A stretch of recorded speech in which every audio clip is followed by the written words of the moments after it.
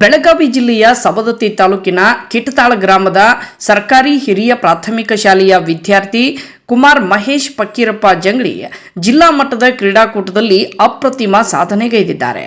ಚಕ್ರ ಎಸೆತದಲ್ಲಿ ದ್ವಿತೀಯ ಸ್ಥಾನ ಮತ್ತು ಗುಂಡು ಎಸೆತದಲ್ಲಿ ತೃತೀಯ ಸ್ಥಾನ ಪಡೆದು ಶಾಲೆಯ ಕೀರ್ತಿಯನ್ನ ಹೆಚ್ಚಿಸಿದ್ದಾನೆ.